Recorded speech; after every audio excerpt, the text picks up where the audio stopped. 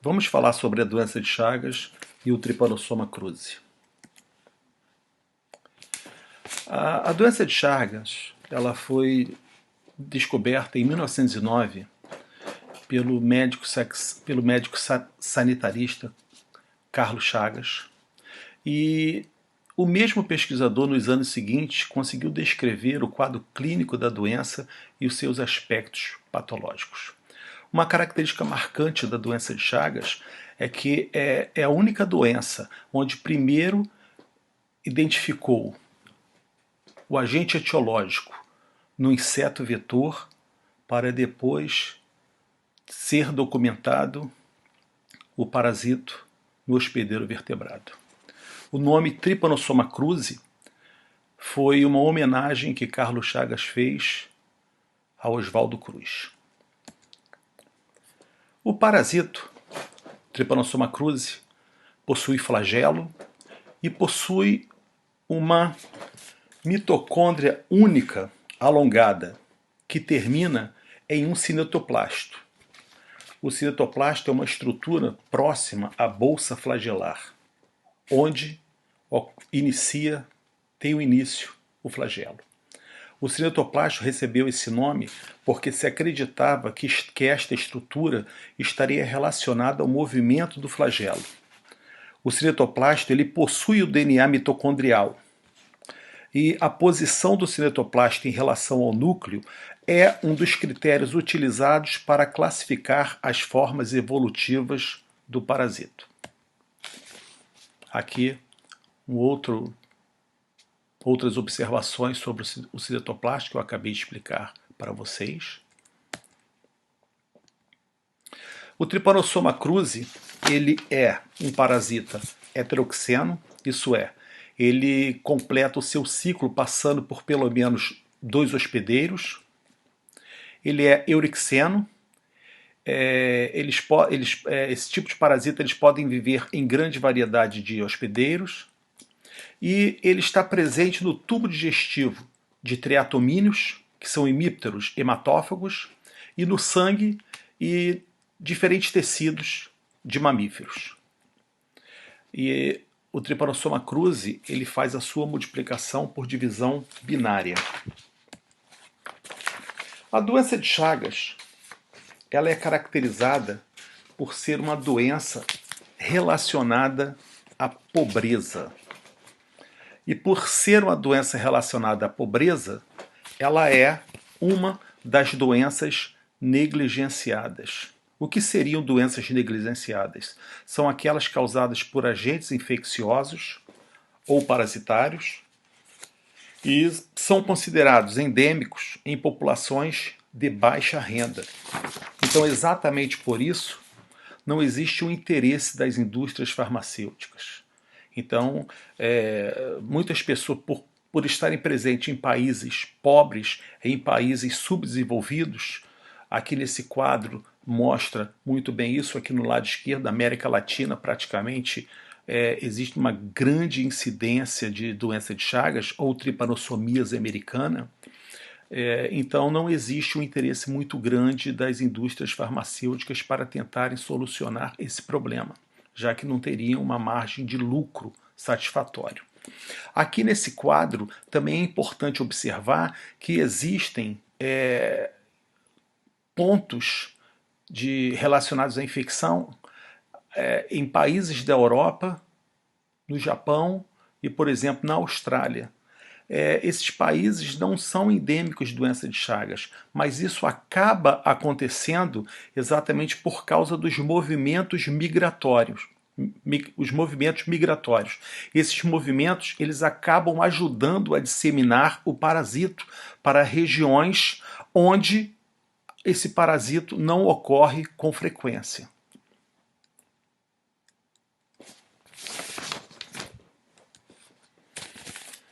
No Brasil, a doença de Chagas ela está presente em praticamente todo o território nacional e a população mais carente é a população mais atingida.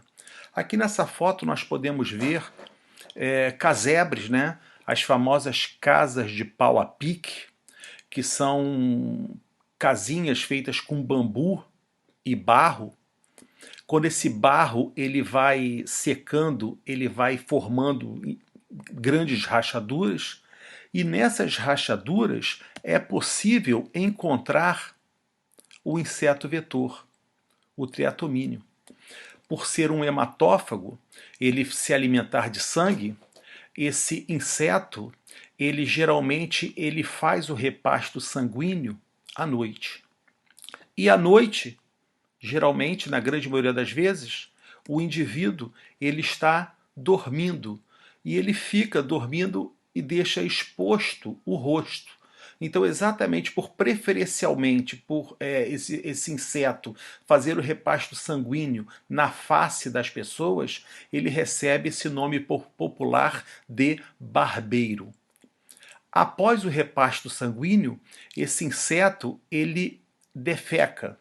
E nesse material fecal é possível encontrar a forma infectiva que está relacionado à infecção vetorial, que é chamado de tripomastigota metacíclico, que nós vamos ver no próximo, nós vamos discutir com mais detalhe no próximo slide, quando vamos falar sobre o ciclo biológico do parasita. Tá? Vamos começar aqui nesse número 1, né, onde nós temos aqui um inseto vetor, um barbeiro contendo formas infectivas, ele faz o repasto sanguíneo, e ao fazer o repasto sanguíneo ele defeca. Nesse material fecal, ele tem a forma infectiva.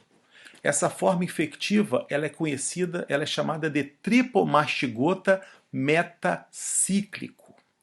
Esse tripomastigota metacíclico ele penetra no hospedeiro vertebrado. Isso pode acontecer porque durante a noite a pessoa se coça e ao se coçar ele carrega esse material fecal contendo a forma infectiva para o local da picada ou para uma outra lesão do rosto. Ou então a pessoa pode levar a mão à boca ou até mesmo levar a mão ao olho. Então, quando isso acontece, o local de penetração do Trypanosoma cruzi, se for no braço, em qualquer parte do corpo, é chamado de chagoma de inoculação. Se for levado até o globo ocular, é chamado de sinal de Romanha. Esses dois exemplos aqui são característicos de um processo inflamatório. Então, isso estaria relacionado à porta de entrada do parasita. Então, o parasita penetrando no hospedeiro vertebrado, ele, por ser promíscuo, ele consegue infectar qualquer tipo celular. Dentro dessas células, ele vai se diferenciar para uma forma aflagelada, chamada amastigota, e essa forma amastigota, ela consegue se multiplicar no citoplasma da célula infectada. Mas mais à frente, com a proliferação, essas amastigotas elas se diferenciam em formas flageladas, móveis, agora chamadas de tripomastigotas sanguíneos. Por terem um movimento e pela grande quantidade de parasitas no interior da célula, acaba ocorrendo o rompimento, a lise dessa célula, e esses parasitas saem dessa célula e conseguem chegar à corrente sanguínea. E esses tripomastigotas sanguíneos, assim como os tripomastigotas metacíclicos, também conseguem infectar uma grande variedade de células, tá? Ou eles também podem ser capturados por outros triatomínios quando estes forem fazer o repasto sanguíneo. Nesse caso, o inseto vetor, ele consegue capturar o tripomastigota sanguíneo através no momento da alimentação. Na parte anterior do aparelho digestório do inseto, esse tripomastigota vai se diferenciar em epimastigota, que é a forma que prolifera no inseto vetor. Conforme esse parasita vai migrando para a região posterior, que é uma região com menos nutrientes e com uma variação muito grande de pH, vai ocorrer uma diferenciação agora para a forma Tripomastigota metacíclica. Esse processo é chamado de metaciclogênese.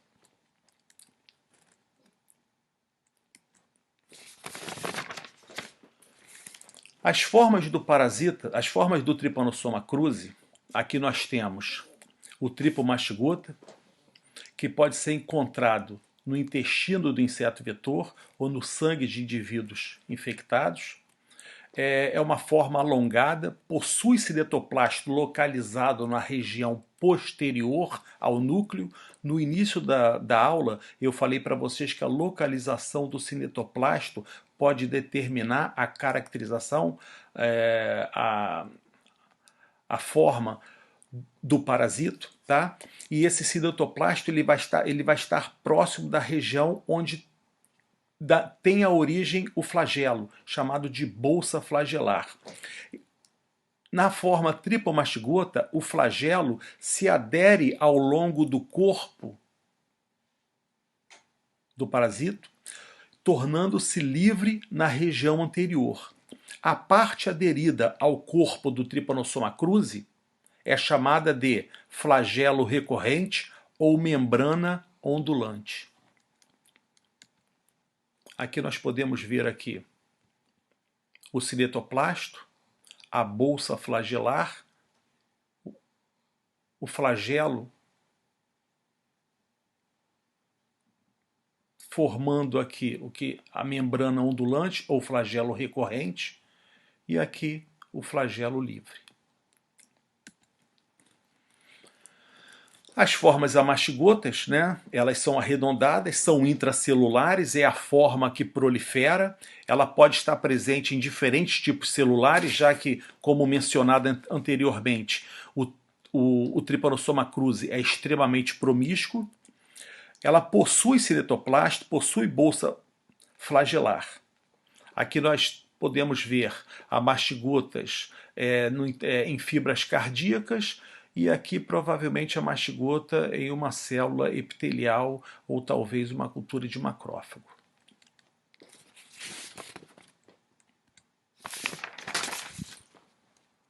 Aqui nós podemos ver uma célula infectada, e ela está infectada ela apresenta uma grande quantidade de formas tripomastigotas.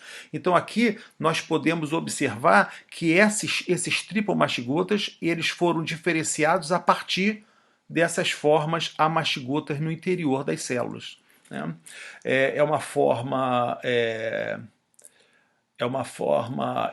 As amastigotas no interior das células se diferenciam em tripomastigotas, elas vão proliferando, a célula fica tão cheia de Trypanosoma cruzi que certamente os nutrientes aqui começam a diminuir, o pH também começa a diminuir, e isso gera um estímulo para a diferenciação, né? Como eles são móveis, eles se movimentam muito, eles acabam levando a lise dessa célula que está infectada, e isso vai gerar a liberação desses parasitas para a corrente sanguínea. E como comentado anteriormente, esses tripomastigotas eles podem infectar outras células, ou, estando na corrente sanguínea, eles podem ser capturados pelos barbeiros, pelos insetos vetores, onde eles vão se diferenciar para a forma epimastigota. Aqui nós podemos observar a forma epimastigota, que é encontrada no inseto vetor, ou também pode ser encontrada em cultivo, em meio líquido, em laboratórios, né? É uma forma alongada, flagelada e possui cinetoplasto na região anterior ao núcleo. E o cinetoplasto também está próximo à bolsa flagelar. Aqui, apenas para reforçar a morfologia do parasita, um esquema e algumas observações sobre as 3 formas que nós acabamos de discutir, de comentar. A transmissão de maneira vetorial, obviamente, precisa de um vetor, né, que são os triatomíneos, que são vulgarmente, popularmente conhecidos como barbeiros. Eles têm um hábito alimentar hematófago, isso quer dizer, eles se alimentam de sangue e ao fazer o repasto sanguíneo, eles ficam com o abdômen tão cheio de sangue e eles acabam por liberar o material fecal, defecando, e nesse material fecal, se este barbeiro estiver infectado, encontraremos a forma tripomastigota metacíclica. A forma tripomastigota metacíclica é a forma que está relacionada à infecção vetorial. Nesse slide aqui, nós podemos ver, aqui nessa parte do slide, que a infecção chagásica, inicialmente, ela era toda silvestre. Ela era transmitida na natureza entre animais e o vetor. Porém, com a entrada do homem nesse sistema, essa doença transformou-se em uma antropozoonose, né? Então, o homem ele se colocou nesse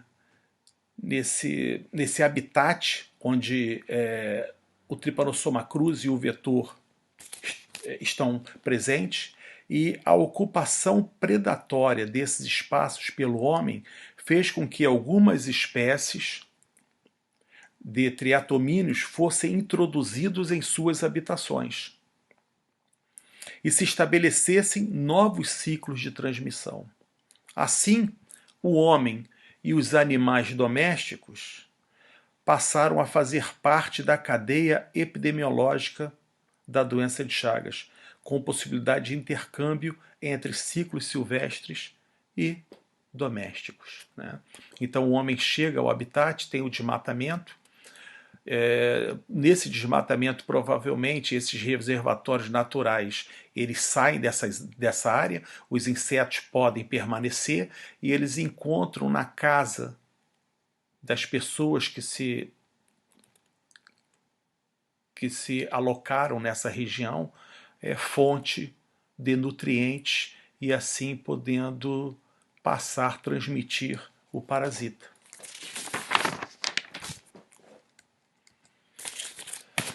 Bem, quais seriam os mecanismos de transmissão? Nós já falamos das formas evolutivas do Trypanosoma cruzi. Uma observação importante que é bom enfatizar, a forma epimastigota, que é aquela forma que prolifera no inseto vetor, essa forma ela não infecta o hospedeiro vertebrado. Tá? Então a infecção no hospedeiro vertebrado sempre vai acontecer por tripomastigotas, metacíclicos ou sanguícolas, e por amastigotas. Então, por exemplo, vamos falar um exemplo aqui do mecanismo da infecção vetorial. Precisa da participação de um vetor. Se tem o vetor, o triatomíneo, o barbeiro, vai ocorrer a participação do tripomastigota metacíclico. Se for através de uma transfusão de sangue, o que é muito raro hoje em dia, obviamente nós vamos ter a participação do tripomastigota sanguíneo ou tripomastigota sanguícola. Se for congênita, a forma infectiva seria através de ninhos de amastigotas presentes na placenta. O acúmulo de amastigotas dentro de uma célula é chamado de ninho de amastigota. Acidental acontece algumas vezes em laboratórios de pesquisa. A pessoa está trabalhando com sangue de um animal infectado e de repente ele acaba se furando com a agulha e o que vai estar presente será tripomastigota sanguícola. Ou então, transplante de órgãos, que também é muito raro. A forma infectiva será a mastigota. As amastigotas são intracelulares, vão estar presentes nas células de diferentes tecidos, de diferentes órgãos. E a forma oral, que tem uma importância, uma relevância muito grande nos dias atuais, e eu não vou discutir agora porque é um tópico extra que vocês podem ter acesso. Então, a infecção do Trypanosoma cruzi em uma célula, como já mencionado, o Trypanosoma cruzi é promíscuo, ele pode infectar qualquer célula nucleada. Então ele pode infectar uma célula fagocítica, um macrófago, por exemplo, ele pode ser fagocitado por um macrófago. Então vai ser uma infecção passiva. Ou ele pode forçar a entrada dentro de uma célula não fagocítica, uma fibra muscular. Então seria uma infecção ativa, né? Então a infecção pode ocorrer de maneira passiva ou ativa, e são 3 mecanismos de infecção. Mecanismos dependentes de actina, onde ocorre a expansão da membrana e formação de um vacúolo parasitóforo. Os lisossomos se fundem com o vacúolo. Temos também um mecanismo de infecção que é dependente de lisossomos. Os lisossomos eles são direcionados para a membrana e eles acabam deixando a membrana, né, mais debilitada, facilitando assim a penetração do Trypanosoma cruzi. E pode ocorrer também um mecanismo de invasão que é independente de lisossomo. Ocorre na célula através de invaginações da membrana e por um processo dependente de PIP3. Agora, uma coisa importante, independente do mecanismo de invasão, o Trypanosoma cruzi ele não pode e não deve ficar dentro do vacúolo. Ele precisa sair desse vacúolo, se encontrar no citoplasma para que possa se diferenciar, em amastigota e iniciar o processo de proliferação. Esse mecanismo de escape do vacúolo, ele ocorre através da secreção de uma molécula. O Trypanosoma cruzi ele secreta uma molécula e essa molécula ela é análoga ao C9, ao fator 9 do sistema complemento. Então essa molécula polimeriza na parede do vacúolo, formando poros. Então, com a formação desses poros, o vacúolo ele vai ser destruído, vai ser rompido, e assim o Trypanosoma cruzi, durante esse processo ocorre o mecanismo, ocorre a diferenciação para a mastigota, chegando ao citoplasma, tem a diferenciação e, consequentemente, a proliferação. Tá? Então, o Trypanosoma cruzi ele sai do vacúolo através de uma molécula que ele secreta, molécula esta conhecida como C9. Como TC-TOX, desculpe, ela é análoga ao C9 do sistema complemento. Vocês vão ver o C9 com mais tranquilidade durante o curso de imunologia. Então vamos falar um pouco agora sobre as formas clínicas da doença de Chagas. Tá? A doença de Chagas ela possui 3 formas: a aguda, a indeterminada e a crônica. A fase aguda da doença é logo assim que ocorre a infecção do indivíduo. Ela pode ser assintomática ou apresentar sintomas, que são sintomas inespecíficos, né? São sintomas comuns, como por exemplo febre, dor de cabeça, enjoo, Então não existe um sintoma muito característico, a não ser que o indivíduo ele tenha, por exemplo, o sinal de Romanha, que foi o local, a penetração do parasita através do globo ocular. Mas os sinais geralmente é dor de cabeça, um aumento do baço e do fígado, hepatosplenomegalia, e presença de tripomastigotas no sangue do indivíduo e a mastigotas em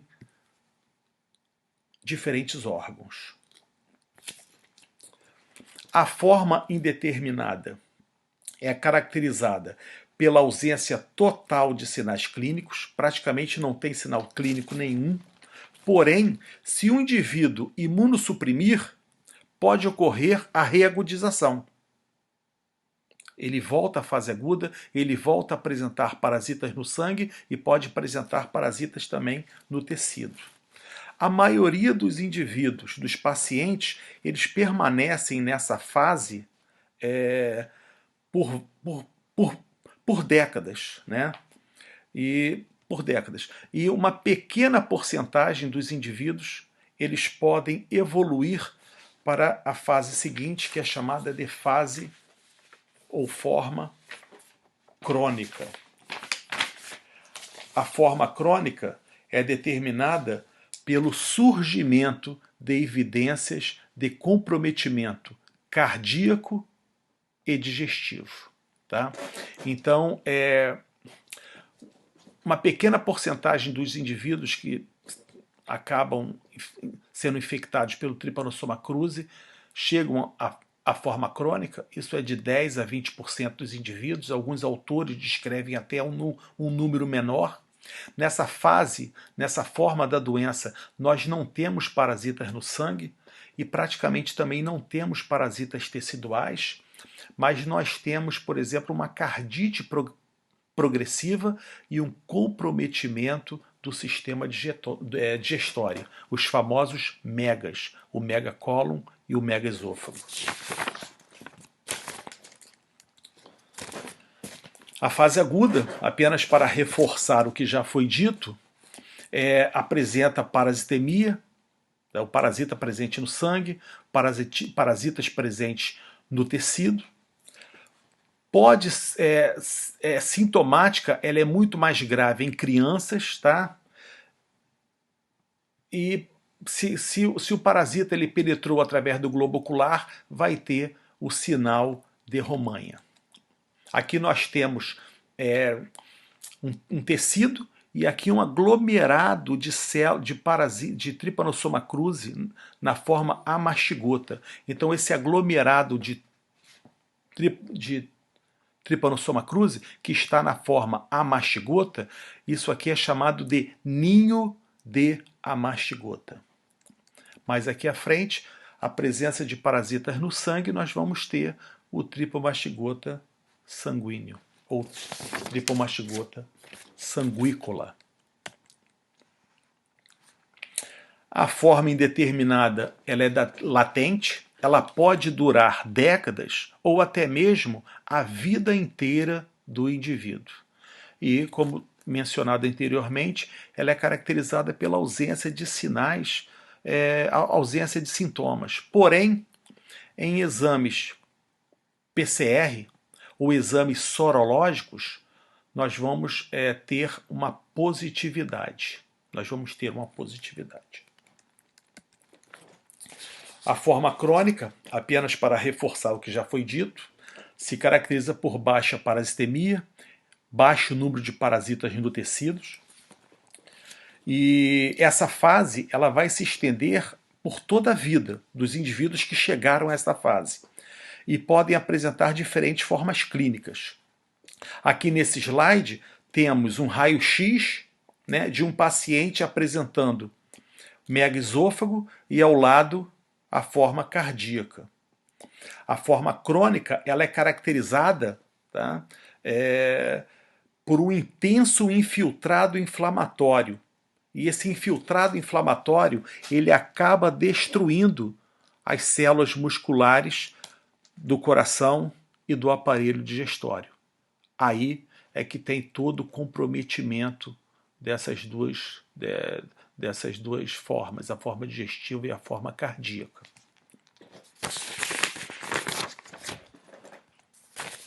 Aqui mais algumas observações sobre a fase crônica, né? O indivíduo ele pode apresentar arritmias cardíacas, tromboembolismo arterial ou venoso, e é comum pacientes portadores de cardiopatia chagásica relatarem dor torácica atípica. A insuficiência cardíaca é geralmente biventricular, que é a manifestação mais frequente e grave da doença de Chagas, e está associada ao mau prognóstico e altas taxas de mortalidade. Tá? E aqui alguns sintomas clínicos da insuficiência cardíaca, que vocês podem ver com calma. Então, a patologia, tá, da forma cardíaca ocorre por quê? Porque vai ocorrer uma substituição do tecido muscular por fibrose. O infiltrado inflamatório vai ser tão intenso que acaba tendo destruição das fibras cardíacas e esse tecido que foi destruído vai ser substituído por fibrose e assim a força contrátil do miocárdio acaba sendo comprometido. Além disso, ocorre a formação de trombos intracavitários, e levando a fenômenos tromboembólicos. Tem também um comprometimento do sistema nervoso autônomo. Enfim, uma série de comprometimentos que podem levar o indivíduo ao óbito. Aqui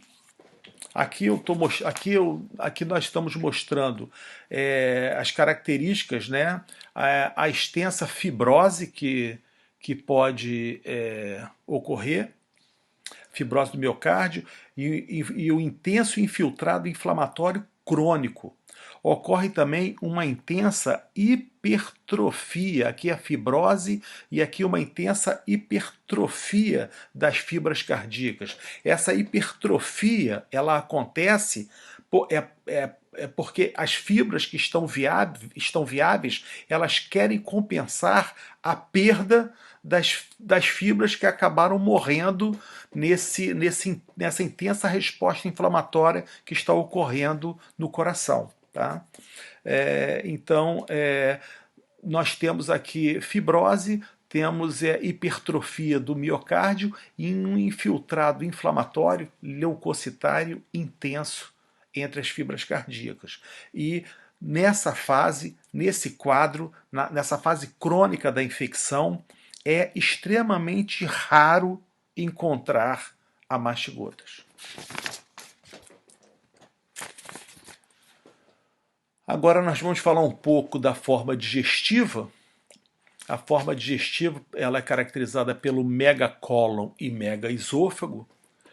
Nessa forma, no megaesôfago, o indivíduo apresenta dificuldade de deglutição, apresenta uma sensação de dor a engolir alimentos, apresenta dor na boca do estômago, né, que é o nome popular para chamar a dor epigástrica ou epigastralgia.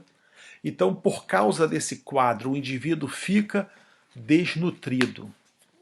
No caso do megacólon, nós vamos ter uma distensão abdominal, né? Então a barriga do indivíduo fica muito dilatada e, obviamente, por ter um infiltrado inflamatório e ter uma destruição das fibras musculares lisas, ocorre uma obstrução mecânica da passagem do conteúdo intestinal, porque o movimento peristáltico vai ser comprometido, levando a uma constipação severa. Tá? Então aqui nós temos um resumo, né, o que ocorre com as fibras, com a fisiopatogenia das formas digestivas. Nós temos destruição do plexo mioentérico pelo infiltrado inflamatório. Nós vamos ter também alteração da peristalse, os movimentos involuntários são perdidos e com isso nós vamos ter também uma diminuição, uma interrupção total do fluxo do conteúdo intestinal através do trato digestivo. O indivíduo fica constipado. Então, como mencionei, como nós estamos discutindo aqui, os indivíduos que apresentam, que contraem doença de Chagas, uma pequena porcentagem desenvolve a forma crônica. E essa é a grande pergunta no que se refere aos estudos da patologia da doença de Chagas. Qual o motivo pela diferença no desenvolvimento da doença? Porque o indivíduo ele vai permanecer na fase indeterminada, ele vai morrer com 90 anos, enquanto um outro indivíduo ele vai desenvolver em alguns anos a forma crônica e sendo levado ao óbito por causa dessa doença. Então, não existe ainda uma resposta definitiva, tá? Então poderia ser fatores genéticos do hospedeiro vertebrado, poderia ser a virulência de cepas de Trypanosoma cruzi que estão circulando na natureza, poderia ser, por exemplo, mimetismo molecular, o parasita ter moléculas que se assemelhem muito a moléculas presentes na superfície de células do hospedeiro. Então, por uma reação cruzada, a resposta imunitária que é contra estas moléculas acaba reconhecendo e destruindo as células próprias, ou até mesmo cepas de parasitas com diferente tropismo. Por exemplo, cepas que têm um tropismo para células musculares, as cepas miotrópicas. Então são vários fatores, são várias perguntas, né? Várias hipóteses que são levantadas, que são discutidas na tentativa de entender a diferença no desenvolvimento da doença. Então, no que diz respeito, por exemplo, a fatores genéticos do hospedeiro, nós podemos levar em consideração a própria intensidade da resposta inflamatória. Indivíduos, né, que tenham um caráter inflamatório mais intenso seriam mais susceptíveis a apresentar a forma crônica. Cepas do Trypanosoma cruzi mais infectivas e com tropismo para as fibras musculares, então isso levaria a uma destruição das fibras musculares, induziria um infiltrado inflamatório nas fibras musculares e, consequentemente, a destruição dessas fibras. Mimetismo molecular, como nós já comentamos, moléculas do Trypanosoma cruzi que se assemelham a moléculas presentes nas fibras cardíacas. Então, os componentes celulares, a minha resposta imunitária que vai ser gerada contra esses antígenos do parasita acabam por uma reação cruzada reagindo contra moléculas presentes nas fibras cardíacas e levando à destruição destas fibras. Então, sabe-se que tem diferença. A cada 100 pessoas, 10, 15, 20 no máximo desenvolve, 10 a 20% desenvolve a forma crônica. Até hoje é uma pergunta que não tem resposta. O que leva um indivíduo a desenvolver a forma crônica e outro não?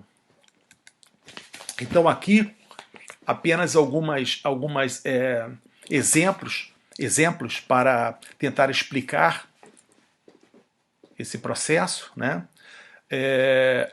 A célula, quando está infectada e ela se rompe, porque os amastigotas no interior se diferenciam em tripo e acabam rompendo essa célula libera antígenos citoplasmáticos, que são autoantígenos, e esses autoantígenos acabam gerando uma expansão de células T que vão ser específicas para esses antígenos.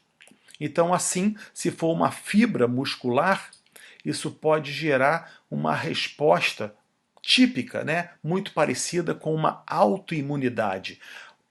Clones de linfócitos T específicos a antígenos próprios do indivíduo. Além disso, um outro exemplo, uma outra possibilidade seria pela secreção de citocinas. A célula, quando está infectada, ela começa a liberar quimiocinas. Essas quimiocinas, elas funcionam como quimioatraente para outras células, para células inflamatórias. Então isso levaria ao aumento do infiltrado inflamatório nessa região. Se eu tenho muita célula inflamatória, obviamente eu vou ter a liberação de muito fator inflamatório. E fator inflamatório em excesso acaba levando à destruição tecidual. Então, isso poderia ser um outro mecanismo. E outro exemplo que nós podemos destacar, como já foi falado no mimetismo, antígenos de Trypanosoma cruzi induzem a formação de anticorpos que reagem cruzadamente contra proteínas do hospedeiro. Então, exemplo, anticorpos contra proteínas ribosomais de Trypanosoma cruzi, isso já foi descrito, acabam reconhecendo o receptor beta-adrenérgico do miocárdio. Então você acaba tendo uma resposta contra um antígeno parasitário, mas por um mecanismo de reação cruzada, você acaba tendo um reconhecimento de componentes próprios, e esse reconhecimento do componente próprio vai acabar levando à destruição dessa célula e, consequentemente, do tecido. Então, em cima disso tudo que nós falamos, eu tenho aqui eu acredito seja o nosso último slide, uma revisão de tudo que foi falado. Muito obrigado pela atenção.